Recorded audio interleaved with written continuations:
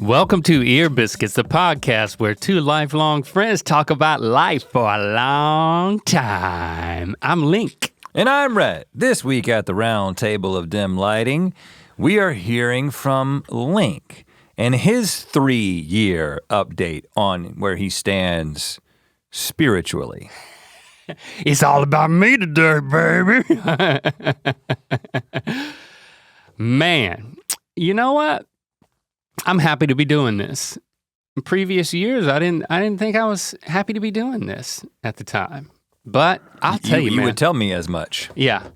I'm kind of on top of the world right now. Uh-oh. On top of my little world. My own little Link molehill. Okay. You know? I'm just feeling good, very happy.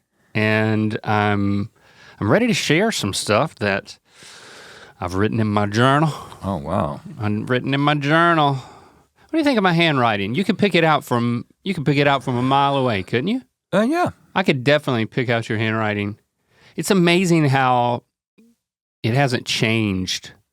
You know, since like, you know, back when we used to write, like in high school, even college. Mine changed in college. And solidified. Oh, I can still pick it out, man. I'm saying that signature. I wrote in cursive in high school. And I cannot write in cursive if you ask me to. I have some sort of a hybrid here, I don't know. If I get real excited, it gets real jumbly. And I got really excited in some of the stuff that I want to share with you today. I'm excited to hear. Yeah, this is good. First of all, yesterday, I hit a milestone that just kind of, things were just going great, and then 15,000 steps. Something just put it over the top. I got back on my bike for the first time since my injury, man. I don't know how we feel about that. Yeah, Christy was like, I was leaving. I was like, I'm going to get on my bike. She was like, she gave me this look. She was like, you come back with the same number of pieces that you left in. The look. Was there I took any it easy. difference in protective gear? Any difference in route? Any difference in approach? Yep. Are you in a bubble now? Less protective gear. You're no longer on a bike, you're just in one of those bubbles rolling down the mountain? Not as much protective gear. I just wore a helmet. I didn't wear any of my pads because I'm like, I gotta ease back into it. This is, okay, all right. Yeah, it's counterintuitive, isn't it? Uh-huh.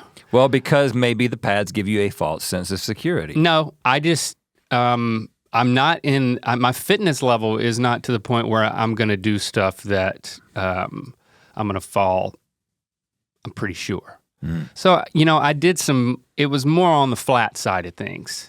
There was a little bit of, you know, I went around the dam, and there's a couple of places where there's some single track because I was trying to figure out if like the shock to the shoulders, like the bumpiness, like, you know, I got the suspension in the front, but a lot of that's still in your arms. And do you feel anything in that shoulder? Yeah, it's still tight and not comfortable exactly, but I think the bone is pretty much healed. Last time I went to the doctor, he was like, you know, give it 4 more weeks and you should have complete reunion of the bone. And so I'll have you come back and we'll do another x-ray. And I was like, do we really need to do that? And he was like, I'm fine with you not coming back if you don't want to come back. And how many weeks ago was that?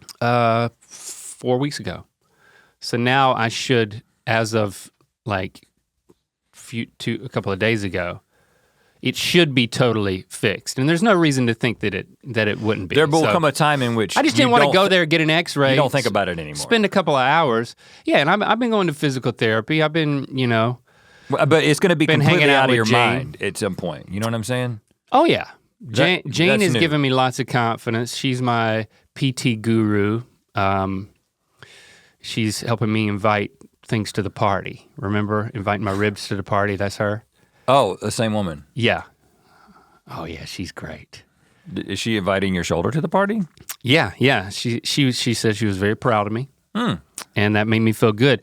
But just getting back out there and then having something that like, okay, now the thing that I'm working towards is getting back in that spot where I like climbing the mountain where I, took the tumble and broke myself. I want to be able to get back there, and there's a certain fitness level to be able to get up the mountain and then enjoy the breeze in my hair, not my hair because I have a helmet, but in my face. You know exactly coming back where the down spot that mountain. is? I think I will, yeah. Put a cross there? I didn't die, dude.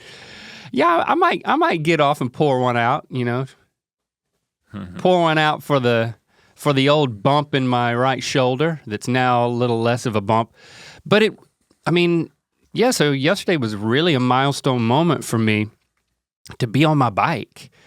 And as you'll see in a lot of what I'm talking about today, just trying to acknowledge the moments, the special moments in my life, If this is all there is, boy, I'm grateful for it because I really am #blessed. I'm really grateful. We got a lot of good stuff to be grateful for. Agreed. So I want to savor those moments. And yesterday being back on the bike, there was a little bit of nervousness, but it was definitely,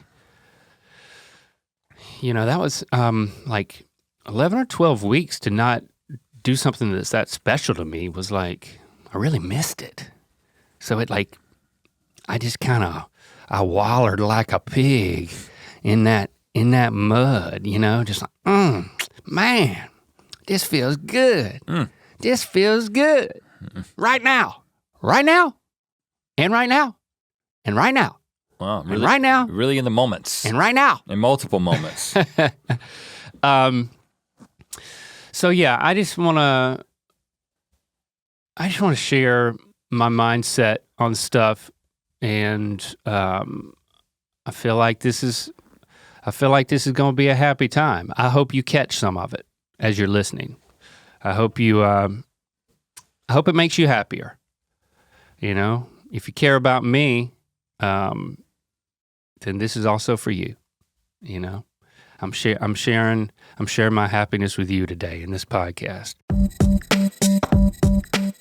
Ear Biscuits is brought to you by BetterHelp. We are big fans of therapy. We both benefit from therapy, and have you been through a number of therapists? I've been through I'm on my second therapist. I'm still on my first. Hey, you know what? That's unusual, my friend. But finding therapy is very important, but it's not easy.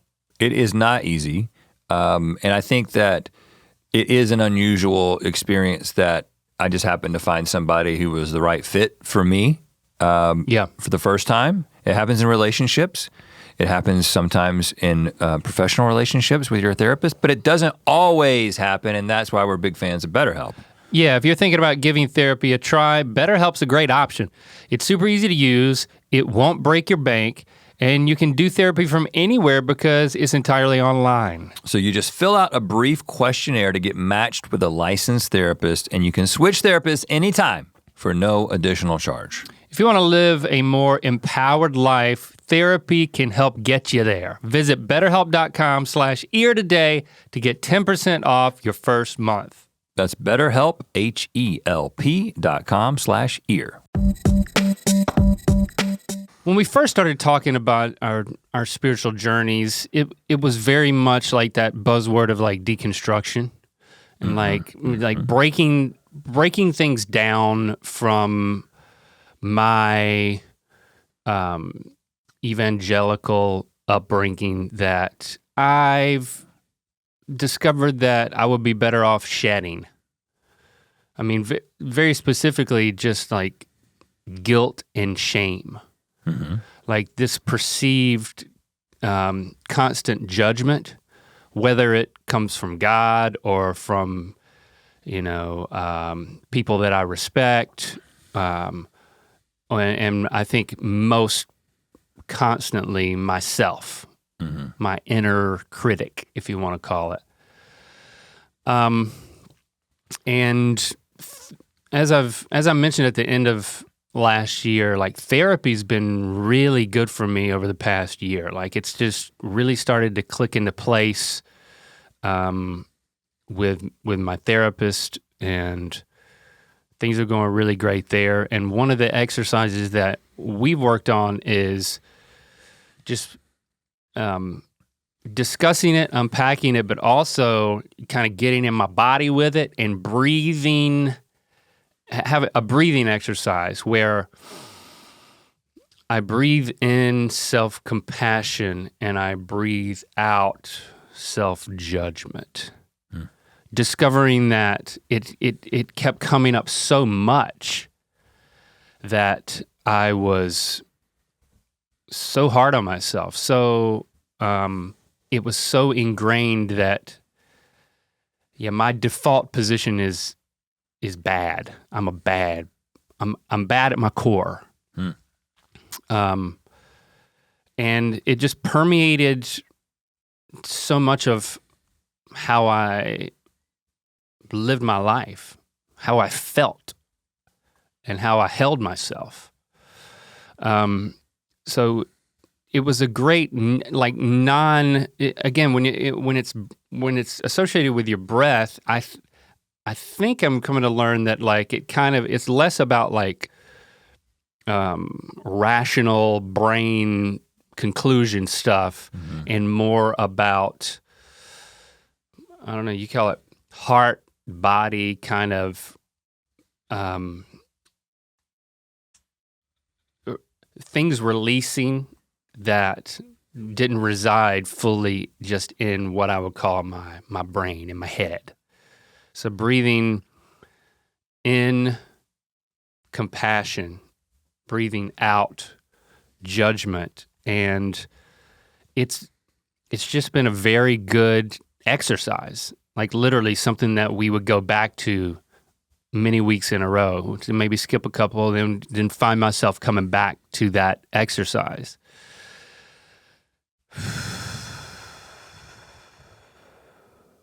So that's just something that I'm doing more of.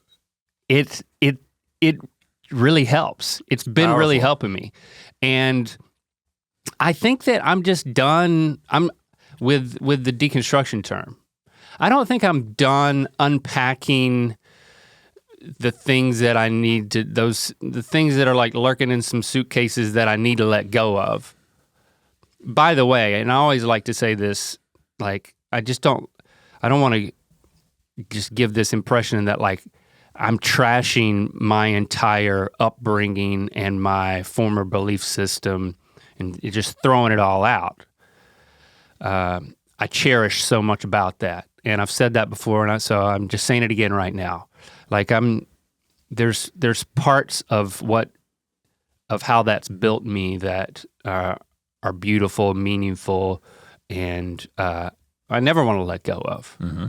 But the way that me specifically, the way that I'm made up, everything about me and how I interacted with my environment, and you know, there was this equation of that. It was just kind of like beating myself down for a long time. And I'm, you know, it's just this alchemy of, I'm not gonna put it all on the church. I'm not gonna put it all on myself. It's this alchemy of all of those things that like, and some of that I'm continuing to find and unpack. So I'm not done with that process, but I'm done with like, I think I'm at a point where it's like, it's not the main thing that I'm focusing on anymore. It's not the main thing that I need to focus on. Like the huge things that I've taken out of the suitcase in terms of shame and guilt and self-judgment, you know, I've taken them out. I'm looking at them. And I know that it's like at the correct pace, at the natural pace that it should happen, is dissolving. It's dissipating. So I'm left with more of a where do I where do I go? What am I putting in that suitcase of me? Mm-hmm. I guess to follow that analogy, right? So I'm done with saying I'm deconstructing. I can't even remember what I said last year. I might have said the same thing last year. It doesn't matter. I think that I'm closer to, I don't know, there's just a different, I'm gonna say energy. There's a different vibe to just dealing with things that are inside of you and like cleaning it up or working through it than becoming more, receiving things, being more open and moving forward, you know? So Construction. a little bit of construction. Or should I say construction? Construction. Okay, so let's talk about this construction. I think my spiritual practice right now is resolving to know nothing. Mm. Like for me, I'm just not interested in that. I'm just not interested in it. Now, when you talk to me about your journey, I'm interested in that conversation. Like last week, everything that you talked about, I was very interested in it for you. It's not like, I don't want to hear about that. But like when it comes to like my special inner process for me, I'm at this point where I'm like, I don't need to figure anything out because I still have, the reason why I've hated doing these not hated, but had trepidation approaching these podcasts every year is that I feel like I gotta have something to show. Mm-hmm. You know, there's some external that I'm answering to. Mm. And I'm just in a place right now where it's like, nope, no, I don't, I'm totally okay with what's going on with me. And I'm not saying any of this, I'm really trying to catch myself any moment that I start to think how anybody could take it. And instead just saying, the main way that I interact with the world is not like, I don't have, my brain doesn't work in a way where like, I like dig into something and then I got something powerful to say about it. And I think but what I do have and realizing who I am and how I can love myself and how I want to be in this world is something that I'll get to, but it's different than that for me. So it's letting myself off the hook to say officially, I resolved to know nothing, to have no defense, like a verbal defense for my belief, to have some coherent worldview where someone would say, what a cogent boy is he? You know? It's just, that's just another level of pressure and it just invites a lot of self-judgment, you know, that I'm not something that I feel like I should be, should. Mm-hmm. But I am what I am, and I'm gonna be who I am, and I'm gonna see where that goes. Mm-hmm. I don't know if any of this is making any sense. What do you hear me saying? I hear you saying that you are discovering or embracing who you are. And that there is all you can do is be the best you that you can be. And you're kind of figuring out what that looks like. Yeah. I think I can get into some specifics that'll like flesh it out a little bit more.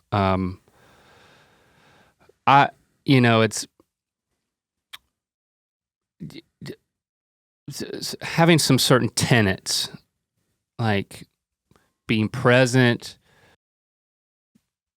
receiving love, giving love, like when I feel like I'm in my sweet spot, spiritually or in any way, physically, when I feel like vibrant and healthy, the thing that I find myself saying is, I got love to give. Mm-hmm. If you want it, here it is. Like that, I mean, I just feel like there's something, when I'm in that zone, it kind of feels magical, and it's beautifully simple, and that's what I say. I found myself having love to give. And nothing feels better. There's a lot of things that feel good, but like that feels really good. That's definitely up there. That's definitely up there in terms of like having this secure sense of being, of being okay, of being good. That's how it comes out. That's how it comes out of my mouth. I got love to give. Maybe I'll tattoo that on my body. In Elvish. In Elvish. Everything's got to be in Elvish. But I got to get a child to do it too. You know, one of my children. Me and Lily have an Elvish tattoo on our arm. If you don't know, that's what I'm referring to. So every time I get an Elvish tattoo on my body, I got to get a child somewhere in the world you don't. to also get. I got to get one of my offspring to also get it on their body. It's kind of no, like I don't. Tom's shoes. Yeah, it's like Tom's shoes. Or Bumba's socks. I want to keep it simple, man. Here, you know what? I'll put it this way. I'm inventing my own religion, okay? Uh-oh. This is what I'm gonna do. I'm doing this. I'm inventing my own religion. It's just for me. Uh-oh. And if you don't wanna hear it, don't listen, because I'm about to tell you about the religion that I'm inventing that's just for me. Oh, God. It's not for you. It's not for anybody else. It can only be for me. It can't be for anybody else, because it's just something that I'm inventing just for me. I don't want you to take any of it, I don't care if you take any of it, but like, yeah, this is what I'm doing. And it's real simple. I've written in my journal. And I don't know what I'm gonna call it, but it's an animal religion. And it's my animals. And I'm not worshiping my animals, but I'm taking inspiration from my animals for my spiritual practice. I won't call it a religion. Spiritual practice. That's good. That sounds better. So I've got channeling my animals. Channeling, that doesn't sound right either, because when you channel something, you're like speaking for them. I think I'm allowing my animals to inspire me. So I would like to take you through my animals. Okay. And what I'm learning from each of them. Okay? Yeah. And then maybe I'll come up with a name for it, for this new spirituality. I got to start with Jade. No, this is Jasper. Jasper, you got to go. He doesn't get a start? Nope.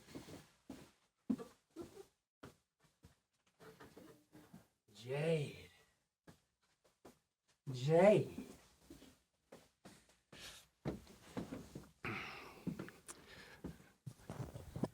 I don't think this is the type of thing I'm gonna travel to youth groups and teach. It's just for me. Don't speak so fast. Could be kind of awesome. Could be good money in it. Is this part of it? This is part of it. Jade is teaching me to just sit in it. Whatever it is, just sit in it. She knows how to curl up in the warm spots and just be there.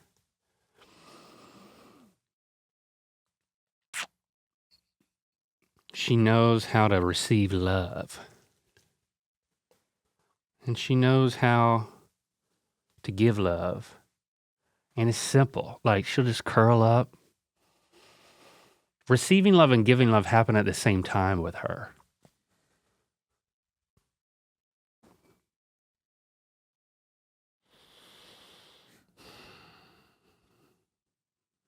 I don't know what it is this year, but I've just been obsessed with my doggies.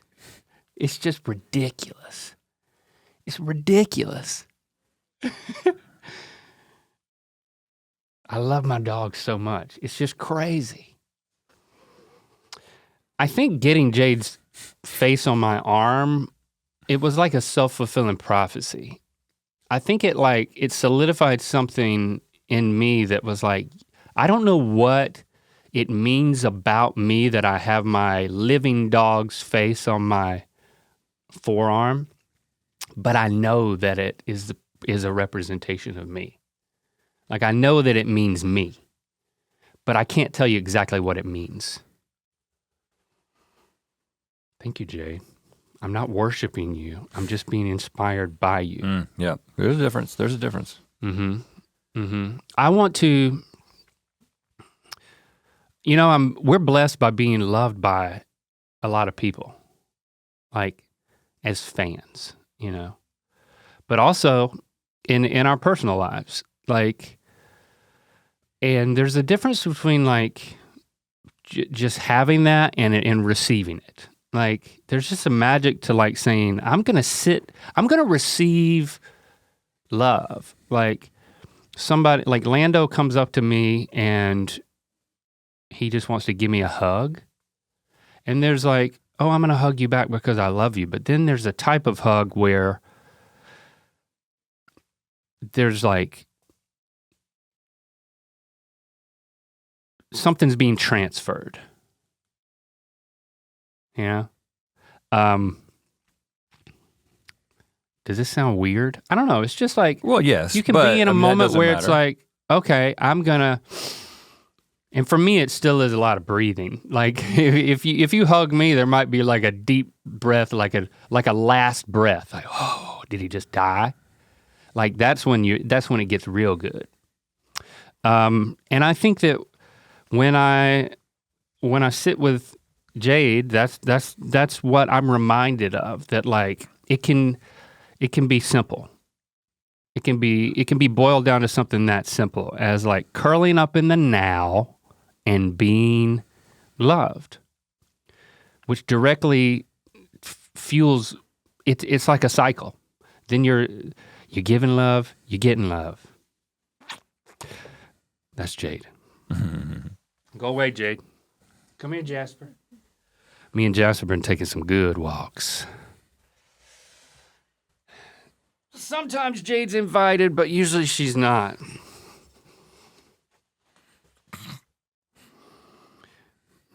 Do you profess that you are a sinner? It does feel... It feels like I'm going to baptize you. It does feel a little religious. Ceremonial. Jasper. Jasper inspires me. He's not as comfortable as Jade right now. Get comfortable. He likes to be held in a different way. His legs are too long. He likes to be held like this.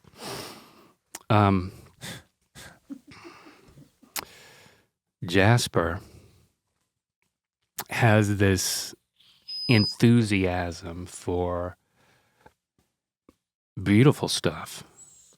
Oh, that bird. I'm gonna chase that bird because it's beautiful. Not because I want to eat it or there's some sort of instinct, but no, I don't know why he does it, but I get so much joy from, because I found this place where I can safely let him off the leash that's completely contained. And we go to this spot and it's just, he just has this enthusiasm that is contagious and this curiosity that is inspiring. So there's a lot that he doesn't know. He doesn't have a lot figured out. And he doesn't care at all. He doesn't care because when he goes for a walk, he's just like enthusiastically soaking it in like a sponge. And there's always somewhere you can look to be, to find something worth taking in. And he's really good at that. He also likes to like pee on stuff a lot. Mm-hmm. Is that part of it? That's Because that's not I might be interested. that's not part of it. And it's just being with my dogs is so fun for me, and it's so life-giving. And so I'm constructing a spiritual practice around it that grounds me. Is really all I'm saying. It's and a lot of it is just, it's that the times when I'm alone, there's a lot of times when I'm just sitting or doing something and it's just, I got both the dogs. So I got both of those reminders. Good boy. I also have a cat. Sokka. Sokka is, he's coming around. Like, we're trying to get Jade to, we're not allowing Jade to run Sokka off as much, and he's coming around more and communing with us and receiving more scritches. But the thing about Sokka is he's so fun to watch. Like, the best thing about a cat that I've found so far is that they're fun to spectate. So it's not an up close and personal connection, but the things that I'm learning from is the power of being quiet. One of the things that I'm working on is, still working on is like listening, not interrupting in conversations. And so Sokka is kind of he kind of grounds me in that. Like, he's really good at being quiet. I mean, he's sneaky. But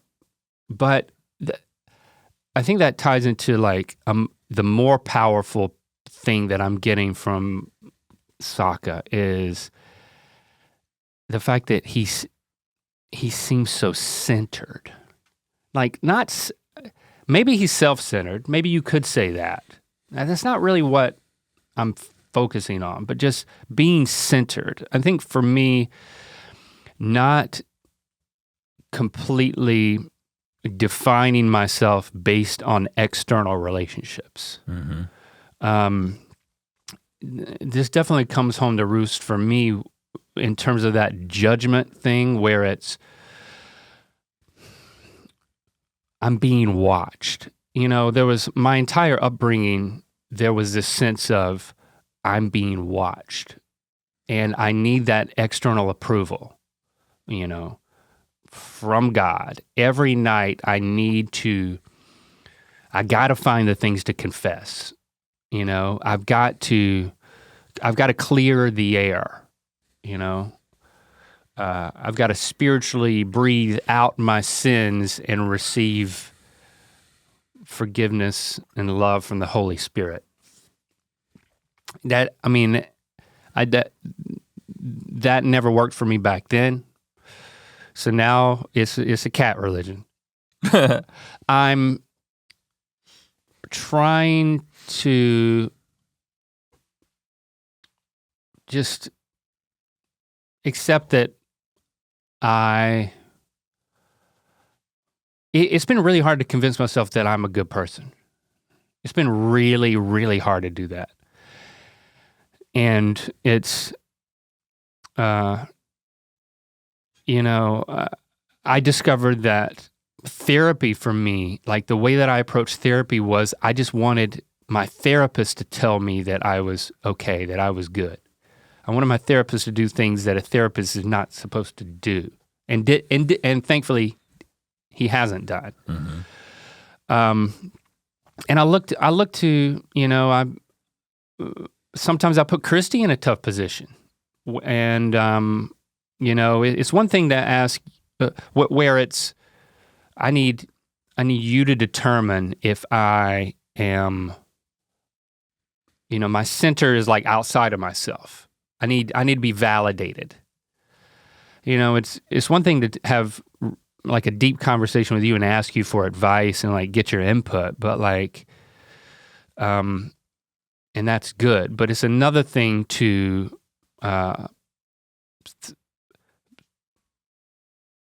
get you to certify something about me that I think that I've needed to find for myself. And I think I'm doing a better job of that, of saying, okay, I'm getting to know myself in a new way, and kind of maybe a deeper level. I don't know.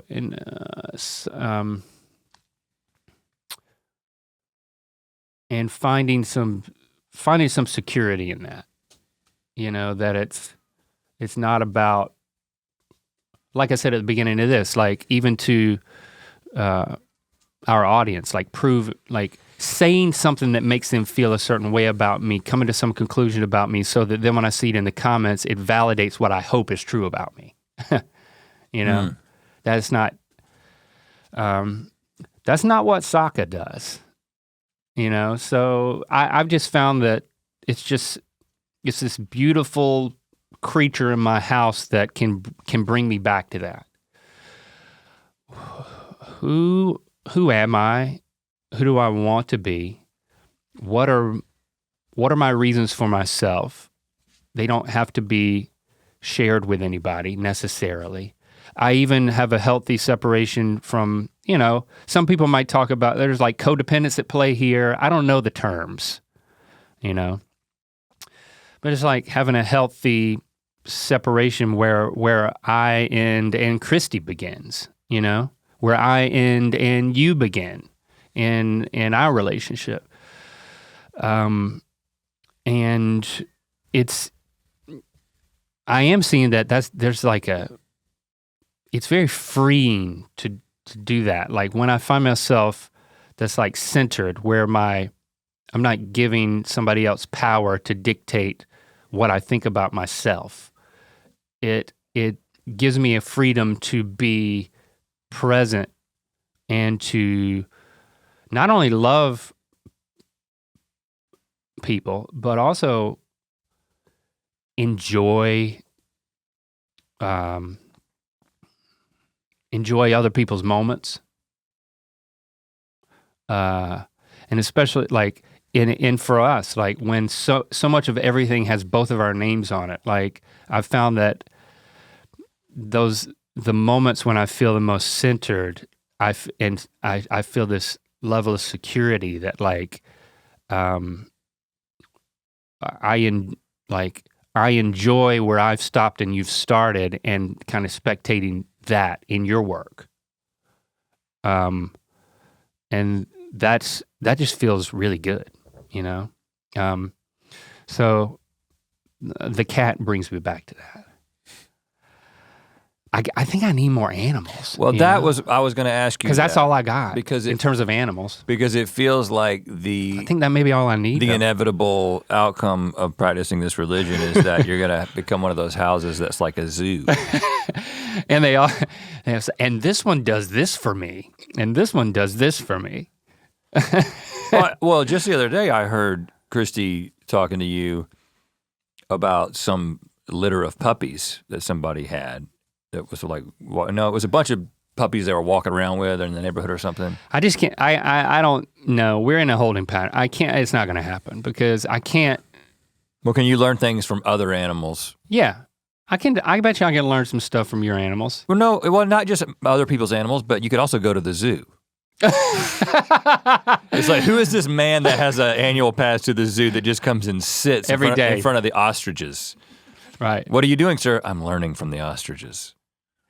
He dresses weird, but it's for totally other reasons. You could just observe other animals, but then, you know what? Actually, I think I've just developed a theory. You know, every once in a while, so probably every day, if not every week or month, there is someone in the world who enters an enclosure at a zoo. And I believe those people are independently practicing your religion. Now it makes total sense. Why did this guy go into the lion exhibit? Because he's practicing Linkism. He's like, I can only learn so much from this lion by sitting here on this bench next to this grandma who doesn't even want to be here. I must stroke his mane. And then next thing you know, you're in the moat. And then Harambe is bringing you up and embracing you. That could be your future. You're gonna have to leash me at the zoo. Red, I'm ready to go to the zoo again. You could also be a nature photographer or a bird watcher. What can you learn from birds? Maybe that's what bird watchers have been doing all this time. Maybe. Yeah, I could do that. I could be that. To bring it back into the human realm, I was listening to Brene Brown interview at the end of last year, Father Richard Rohr. Yeah. He's a father of what? What is it? Is he a? I think he's a Jesuit. I mean, he's a Catholic. Okay. And what is Brene Brown? She's a Texan. I think she is I don't know, I think maybe deconstructed evangelical. I'm not sure. She's got a lot of good stuff to say. I'm not so I just found, well, here's the one thing I wanted to highlight from the part 2 of their December 2022 conversation. She asked him, like, what's the good word? I don't even know what that question means. Apparently he did. He was like, I'm just spitballing here, like off the top of his head. And he said, I took a screenshot of the transcript.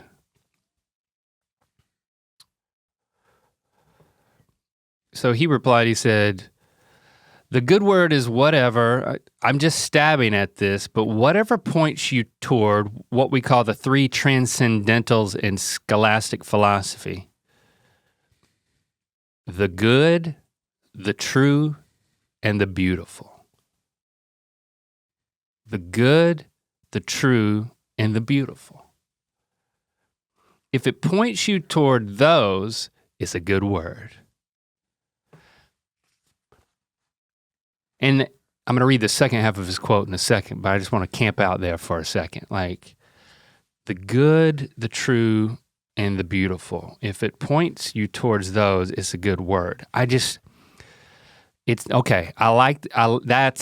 That's simple. That's like, just kind of like, that's been cooking. That's just boiled down. That's one of those sauces that's a good tasting sauce. That's like, what's that pot of stuff you get, the pork contentsu, it's like, it's been boiling for a long time, and it's just simmering. And it's just, okay, easy, simple. Maybe not easy, simple. I like that. The good, it's kind of like The Bold and the Beautiful, the soap opera. Sort of. But there's only 2 of those. Yeah. The good, the true, and the beautiful. And if, when I say, okay, so the true in that, like if I say, well, I resolve to not know anything. Well, okay, I'm willing to fudge a little bit. Like I'm willing to focus on things that I know are true. I like how you talk about true stuff. I like how you talk about stuff that you've convinced that you like. Okay, this is true. Like these are things I've nailed this stake into the solid place, and I'm gonna hold on to it. So I'm convinced of this. Like, and I like it when you do that. I don't do that much of that, but I acknowledge that, okay. If it's true, let's go with it. If it's good, let's go with it. If it's beautiful, let's go with it. But then he said an interesting thing, like right on the heels of it, off the top of his head. And again, Brene Brown, she's an author, she's a speaker. She's not funny. She is, well, she's funny, but she can be. Well, I wouldn't call her a comedian. right? She's not a comedian. She has a great sense of humor. She's got a good sense of humor. But I don't think that accounts for why he would just go here. Maybe it was just for me. I don't think that's a healthy way to think about it. Yeah, I don't think it was, but I do find it interesting. This is the next thing he says. After he says the good, the true, and the beautiful, it points you towards those things. It's a good word. That's why I often think some comedy, is just teaching you how to be cynical. It doesn't point you towards the good, the true, and the beautiful. And I enjoy Seinfeld as much as the next person, but just when you go on for half an hour with cynical remarks about everything, you destroy the contemplative mind. You can't just see the good that's there, the true that's there. And Brene said, the beauty. Now Seinfeld's our favorite show of all time, right? Mm-hmm. And we're comedians. Some might say. But I felt like it was weird that he used comedy as like the one place that he could have gone, of all the places he could have gone to illustrate the good, the true, and the beautiful, he used comedy and he used Seinfeld. He throws Seinfeld under the bus even though he's a fan. And it along with a number of other things that have happened to me and to us and conversations we've had over the past few months, I'm picking up where your conversation left off last time, okay?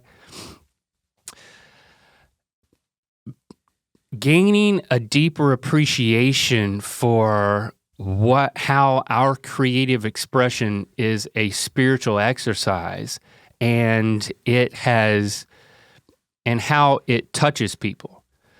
I would never have said that what we do, and I'll put a lot of this just in terms of me, but I think so much of it applies to you too, but this is my podcast. Episode, yeah, this episode. I never would have said that what I do and the content that we make is medicine. Mm-hmm. That it has healing properties. But we've been told that for years.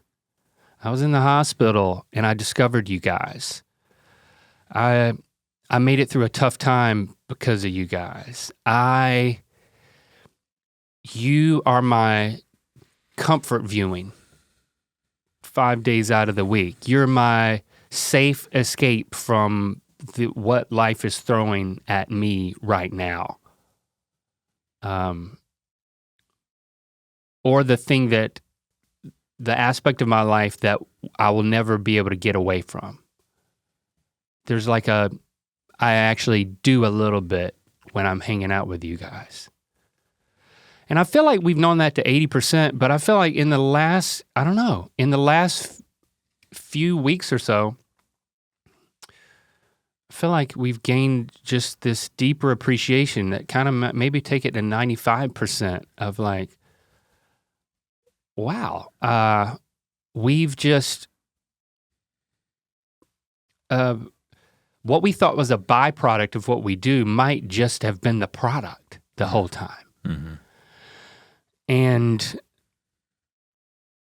it's felt so good to realize that.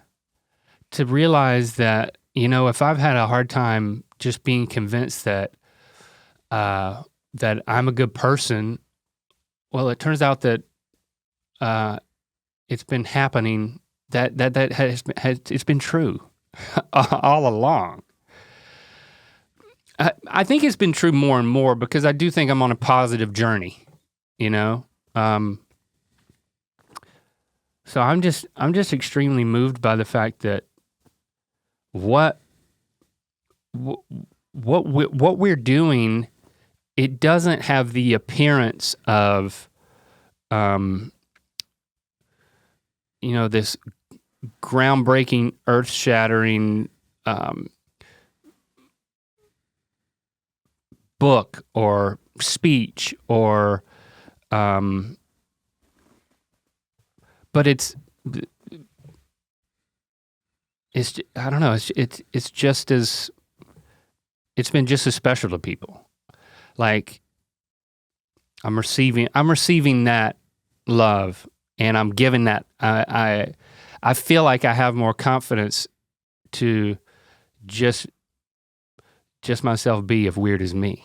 You know, that all of that stuff is just. I think it's coming together on a deeper level for me. That's like,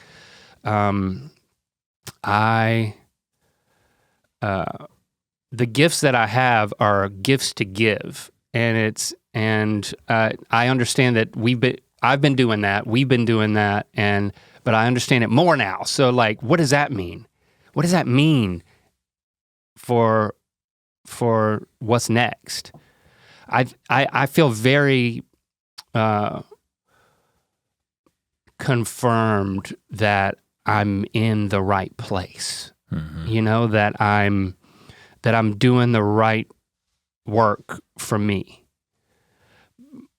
And then and then it comes out, it feels so good that like then from that position, it comes out, it overflows in a way that like helps people, reaches people. Well, I think that we have been slow to realize that and embrace that, the fact that our work is medicine, because that is not how entertainment in general is thought. That's never how I thought about entertainment, right? Yeah. I mean, not only did we create a business around entertainment, which, like I talked about last week, sometimes business interests compromise the creative voice and the creative act, but also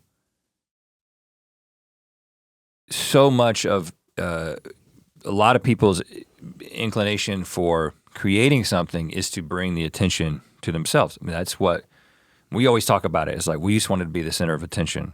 Oh yeah. You know, and I think that is a big part of it. And that's a big part of it for a lot of people in comedy. Not just being the center of attention, but also deflection and, you know, and putting on a shell and putting on a personality to not have to encounter pain or whatever. And so because, and then the reward system, the incentive is money and attention, validation that you're talking about, whether it be going to a list of, you know, a collection of comments and trying to garner your self-worth from what people say about you. There's a lot of incentives there that distract from being able to just realize, even though, yes, many people have told us this thing that you created, it wasn't about you create something so I can admire you and your talent or give you an award, but it literally is the creative act being experienced by someone else is, in some ineffable way, is healing.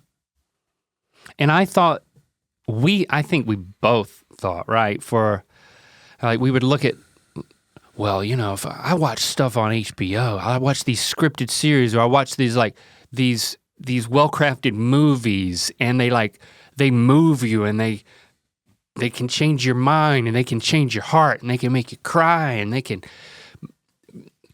connect with your soul, again, like plug into you, like that's art. What we do is dumb. What we do is silly. What we do is funny, and it's not heavy, so it's not meaningful. It's not, and you know, we sit there and we've been wanting to do that so bad. We want to tell stories, and we want, you know, because that's how you capture people and their imagination and move people, and we got to do that. So let's go after that. And then it's like, meanwhile, all along we were already doing it. We're already doing it. I'm not saying that we can't script something, that we can't go after those things, because it still would be very fun, but like, if we ever did something like that again, it wouldn't be for lack of already doing it. Like I don't know, we've been as close as you can be to what we're doing. So it's like, it's really hard to see from the inside out. So I think when I look at our work, I've just been able to see it with fresh eyes, and just, it was just kind of coincidental that it happened. It wasn't planned. I just feel very fortunate that it happened, and I don't believe that it's just it is a reflection of just who we are, but it's more than that. Like, is there something else going on here? Is there something else at work? It's like, we didn't do it on purpose, so maybe so. That would be, I'm open to that, I kind of lean towards that being the conclusion, that there's something else at work here. I don't, I hope it doesn't sound like I'm kind of like building us up as like something awesome. I think this is a conversation that is really for me and you. If people, anybody listening, they can. So we shouldn't release this. Well, they can do whatever they want with it, but like I would. So, I'm hoping that people don't think of it as like, oh my God, these guys they think they're saviors. Hell no. I just feel when you find that you're me being me and not being what I'm not, and being what I am,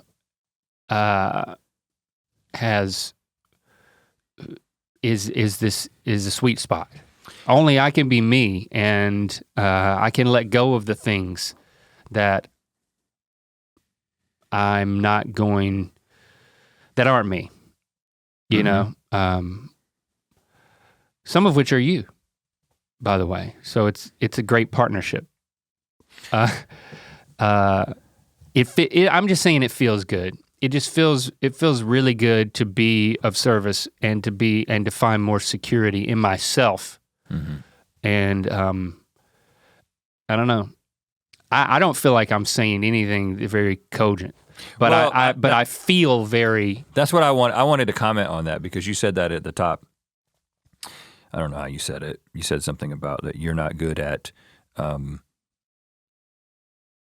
thinking something and then communicating it, but I think that this podcast is evidence of the contrary. Well, not that you're. I couldn't write it down. Not that you're interested in hearing, and I wouldn't give a speech. That's not why you did that. But I think that this is going to be very helpful for a lot of people. And again, that's not the point of it, but I'm just saying we do release this into the world, and I do think people will benefit from it. I would love that.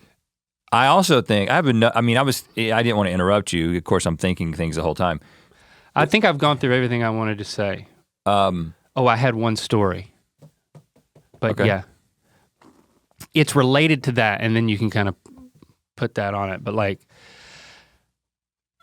this story is related to being.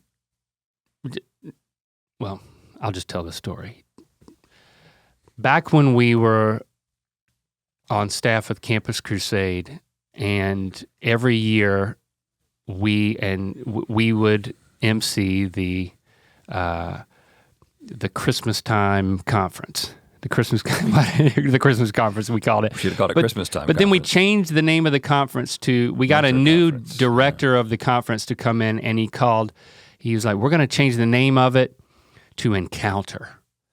We're gonna like rebuild this conference from the ground up.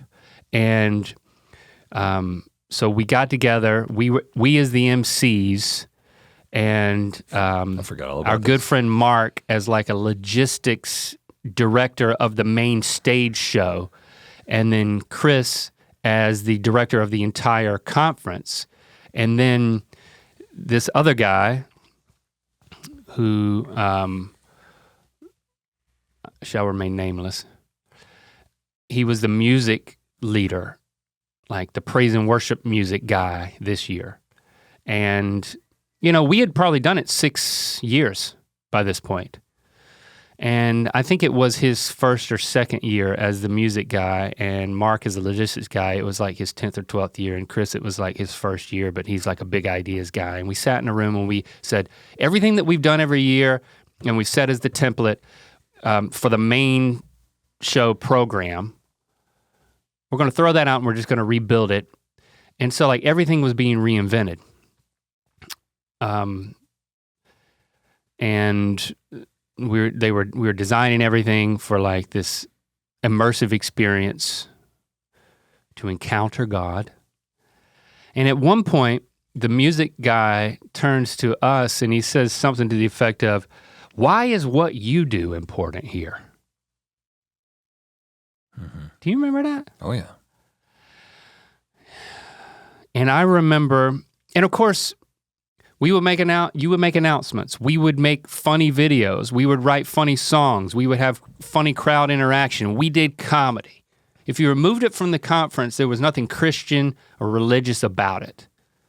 And as we're rebuilding this thing from the ground up where people want to encounter God, he was just, I don't know if he was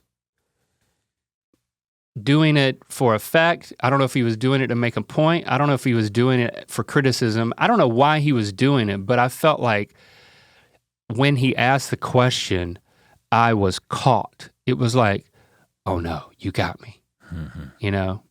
I felt completely like rejected, and just because to me it was like, oh, you're insinuating that we don't need to be a part of this, that we are not a contributing factor to the main goal here. What is it you do here? And just for a little more color on that, I believe a big motivation, whether it was conscious or not, for him to bring this up and see things in this way was the pattern that was happening over the course of the 90s, and as we got into the late 90s, in the early 2000s, what was happening with Passion, namely, right? So Passion was a giant, I don't know if they still do it, they probably do. Passion was a big annual conference where a bunch of Christian college students came together and, characterized by like great praise and worship music and speakers and stuff. And it was becoming the thing that we were losing students to.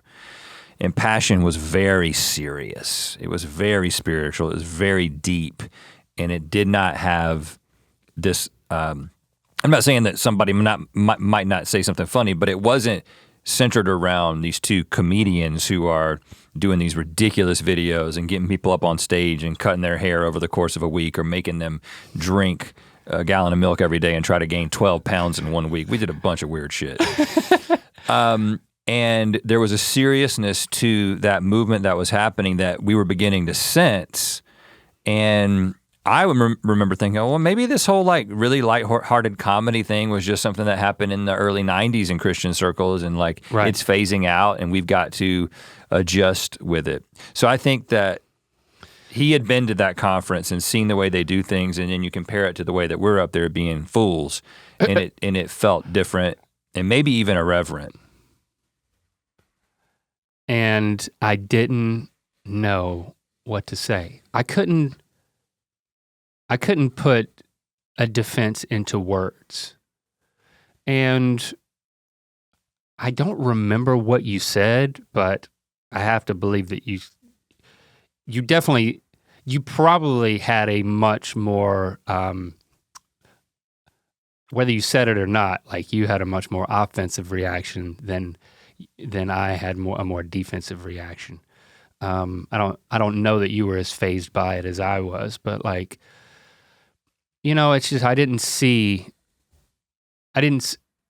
couldn't articulate what I could feel. And that was, we're an important part of this. We're bringing something, we have a gift to give here.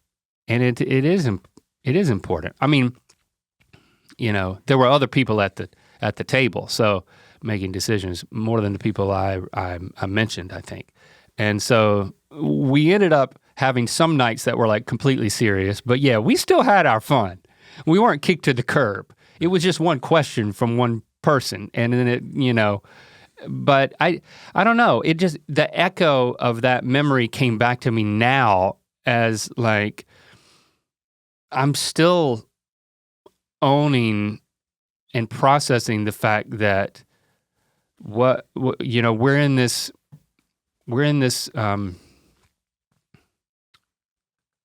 we're exercising something that's like a spiritual practice in our level, in like in the way that we do things. I think it's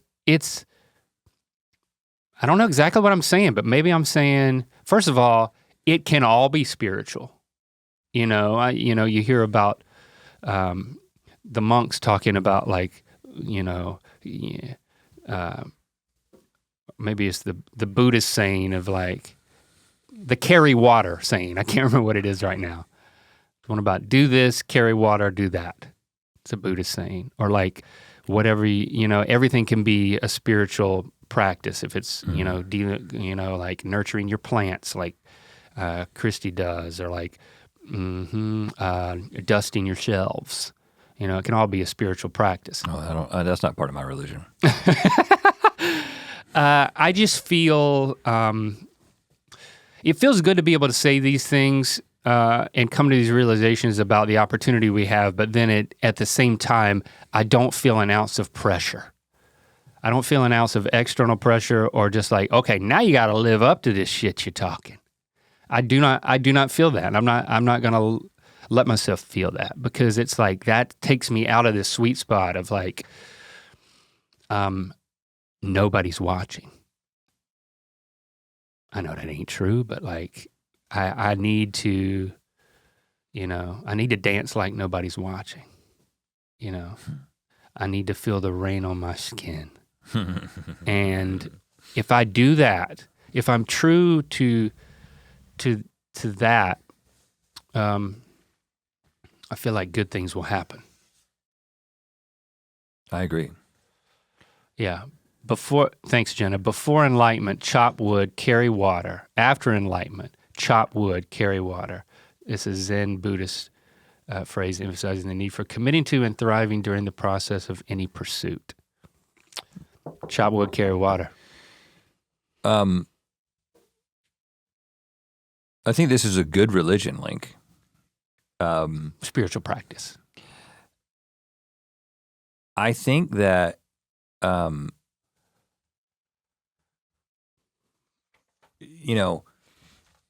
think that one of the things that you're kind of that you're hinting at, which is so important,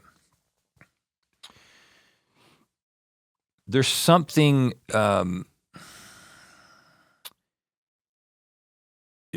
observing your animals and learning from your animals. I mean, first of all, this is something that it is an age-old practice. Sorry, I mean, you didn't invent it, but that's a good thing. And I think that one of the reasons that it's so powerful is because you are an animal. Yeah. And I think that there is, again, you're right that, and I get in my, and I do, I mean, you weren't saying this. I have a tendency I hear what you're saying, and then the way that I work, the me being myself is hearing the things that you're saying and synthesizing it and creating a way of expressing it and thinking about it. That's how I sort of latch on to things and carry them forward for me personally. But it's ironic because the observation that I'm making is that when we are more like our animals in the ways that you just described, we get out of our way. Yeah. In the way that we tend to get in the way of ourselves and having true experiences that you can't, I mean, I'm sure there is some sort of truth, some combination of whether it's all natural phenomena or whether there's some sort of supernatural thing that's happening. I think the point that I hear you making is that parsing that and understanding that has nothing to do with experiencing it fully. Yeah. And a lot of times trying to parse it and define it, analyze it, systematize it, takes all the beauty and even some of the truth out of it and the goodness. And this is really real for us in our background because we come from, a religious tradition that was a systemizing God. Yeah. And then within this system of this organized religion, we were in one of the very specific strands that was the most organized of the organized religions. When you start talking about reformed thinking, I mean, we had a book that we kept next to our Bible called Systematic Theology. Yeah. And that used to make me feel good. From Wayne Grudem, right? Yeah. And I think that the idea was that this guy, by consulting a bunch of other really smart guys over the course of history, was going to help you understand these things that God was communicating in the Bible and help you systematize it, help you organize it, help you cross-reference it, and this is attractive to certain minds. This is attractive to my mind. But in a lot of ways, whatever truth and beauty and goodness there is in whatever is happening with God, I tend to think that this is not adding, systematizing it to that degree is not adding anything, and most likely is taking a lot away. And I haven't, I felt good about having it and reading it, but I've never been able to then say it or to my brain just hasn't worked that way where it's I would retain it in a way that I'm actually utilizing it specifically. I feel like this is kind of I'm at a point now where it's it's not me to be able to figure out these things or to be able to turn around and tell somebody about it or to write an essay about it that would move somebody or change somebody's mind. For me, I'm realizing that that's just not in my repertoire. But I shouldn't feel bad about that. I shouldn't feel guilty about it. It's probably because you have that ability. There might be a different struggle there for you.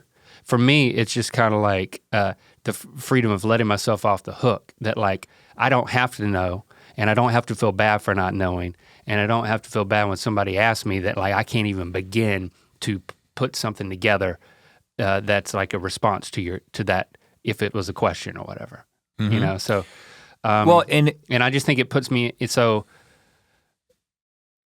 that's another type of centering for me. That's who I am and what I'm able to, how I interact with everything. I can be centered in okay, that's just, I'm not going to go down that path because I'm going to come back with nothing anyway, except guilt that I don't have anything. Well, and back to the animals. Animals other than Lassie, when they experience something, they just come to you and they have a way of being that they cannot explain, right? And I think what I'm saying, and this is and I'm saying this to myself because whatever the truth is that exists, because I do believe there is a truth that exists, there is something that's happening, right? There is something that you are experiencing. There's something that I'm experiencing. There's something that we are experiencing. There is truth to the fabric of the universe that we may or may not ever know. But the very language that we are communicating in right now is already at least one layer removed from the experience and is already making it a bastardized version of it. If there's some spiritual thing that you can experience, the moment that you put it into words, you have changed it. Yeah, that feels right. And so a dog doesn't do that. No. A dog is just experiencing. In fact, a dog doesn't even have the ability, as far as I know, to have a memory of the experience. They're so in the moment that they're just kind of they're having the experience from, and I think that's right. That's what I hear you getting at. Come here, baby. And so I think it's just a recognition that a lot of these things, like our need to understand and build a system to remember things, to be able to explain ourselves, to be able to defend ourselves, which is a big thing for me, is wanting to appear credible and being able to be understood. These are all things that are potentially hindrances to actually experiencing the spiritual. Yeah, and it's tough for you because you're good at it. It's tough for me because I've never been good at it. So we each have our own way to get to, it seems like we want to get to the same place, but we have different things that we've needed to get over in order to get there. Well, and that's the whole idea of there being more of a stillness and a passivity and a reception of whatever it is that's happening. Because even in these conversations that we're having about whatever is going on with us creatively and making the connection between the creative act and the spiritual practice, not having to define it, plan it, execute it before it sort of reveals itself. And that's a faith practice. Okay. You know? Ha! Yeah. Yeah. And that's very difficult for me, because the moment that I start realizing something, I begin building something. I begin writing something. I begin developing something. And in one sense, that's who I am, and I can't stop that. If something comes to me, I'm gonna try to understand it and try to put it in some form and kind of throw it back. But there are certain times where we're just sitting and just being like, okay, I'm sort of observing what is going on. And we've got some good friends who are helping us kind of process this stuff too, in a way that has been comforting for me.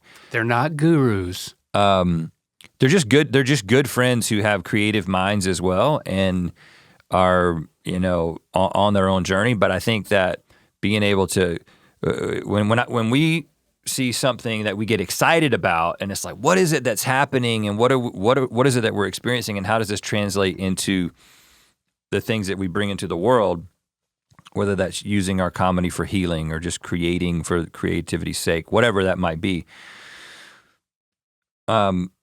Being okay with being a dog, Yeah. and just being like, well, what would Jasper do? What would Sean? Well, Sean would shit in the house. So that's what if I was to follow your religion, I would be shitting and pissing in my house without regard to anything. I would also be biting people regularly, and I would be barking at everything that wasn't exactly normal. So I don't want to learn everything from dogs. Nope. I think that I'm very hopeful and excited. I mean, I feel, I think that we articulate it in different ways, and we're coming to different realizations because we are different people.